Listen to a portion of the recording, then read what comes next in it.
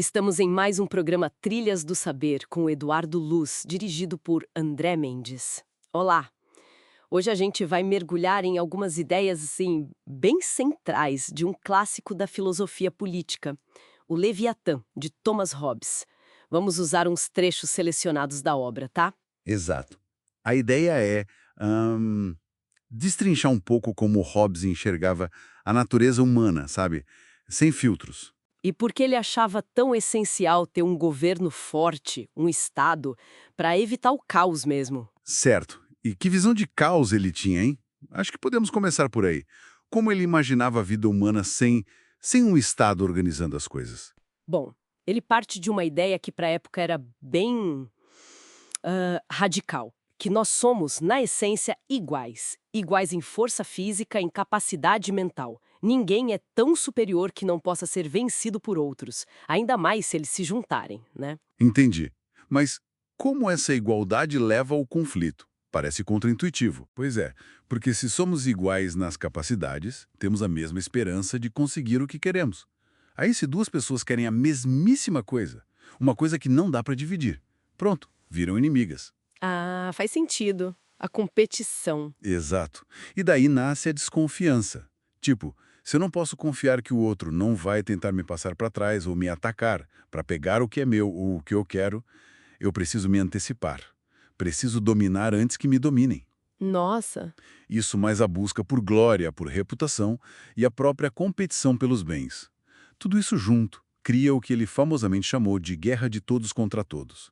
O bellum omnium contra omnes. um cenário bem sombrio mesmo. Sem segurança, sem lei. Nada disso. Sem indústria, sem cultura, sem sociedade.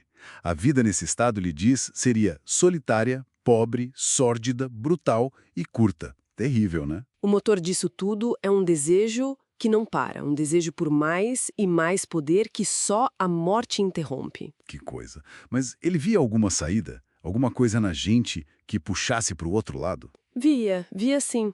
Também existem paixões que nos inclinam para a paz, principalmente o medo da morte violenta e também o desejo de ter uma vida mais confortável e a esperança de conseguir isso através do trabalho, sabe? E aí entra a razão.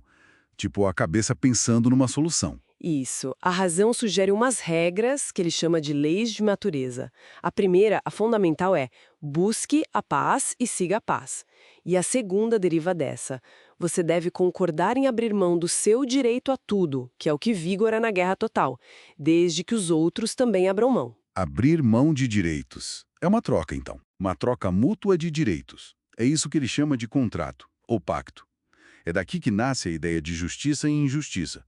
Cumprir o que foi pactuado é ser justo. Quebrar o pacto é injusto. Tá, mas como garantir que todo mundo vai cumprir? As pessoas desconfiam umas das outras, como você disse. Exato. Hobbes era bem cético quanto a isso. Ele dizia, os pactos sem a espada não passam de palavras. Ou seja, sem um poder forte, um poder visível que cause medo, que possa punir quem descumpre, ninguém vai confiar. O medo do castigo tem que ser maior que a vontade de trapacear. E esse poder com a espada é o Leviatã. Exatamente, o Leviatã. Esse deus mortal, como ele chama. Ou um homem artificial gigante. É o Estado, criado pelo pacto de todos para garantir a paz e a defesa de todo mundo. A soberania, que pode ser de um rei ou de uma assembleia, tanto faz para ele, é a alma desse corpo político. E para funcionar, essa soberania tem que ser absoluta. Absoluta? Uau! Isso hoje soa bem autoritário. Ele não via problema nisso. Nenhum limite para esse poder. Para ele, a lógica era clara. Dividir o poder, tipo, entre igreja e Estado, ou entre legislativo e executivo, era o caminho certo para voltar para a guerra civil. Ele viveu isso na Inglaterra, né? Então, o soberano tinha que ter todo o poder. Fazer leis, julgar as disputas, decidir sobre guerra e paz, cobrar impostos, até controlar as ideias que circulavam para evitar a sedição. Entendo a lógica dele, vindo da experiência da Guerra Civil, mas e a liberdade do indivíduo? Fica como? Olha, ele reconhecia que podia parecer ruim para o súdito, sim, viver sobre um poder tão grande.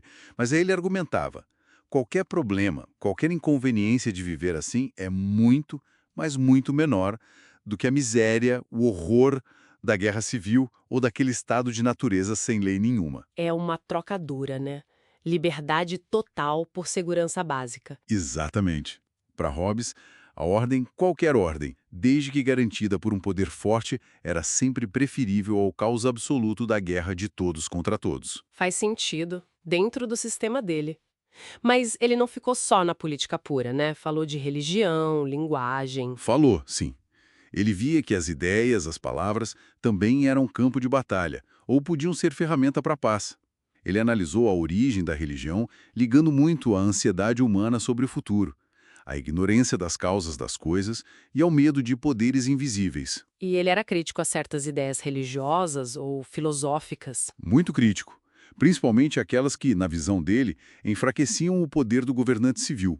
Por exemplo, a ideia de que existe um poder espiritual acima do poder político, sabe?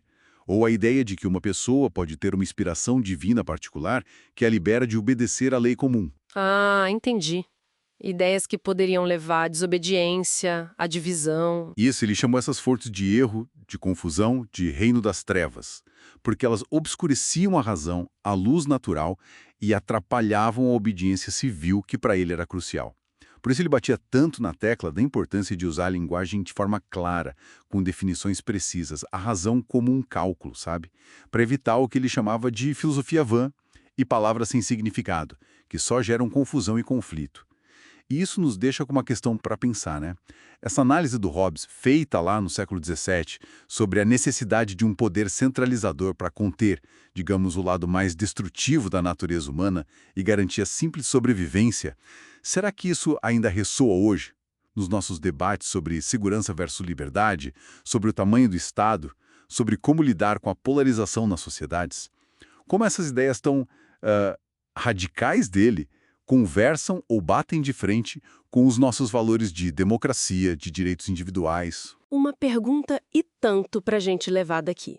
E com ela, a gente encerra essa nossa conversa sobre o Leviatã de Hobbes. Agradecemos a companhia de todos nesta exploração. E esperamos vocês no próximo Trilhas do Saber.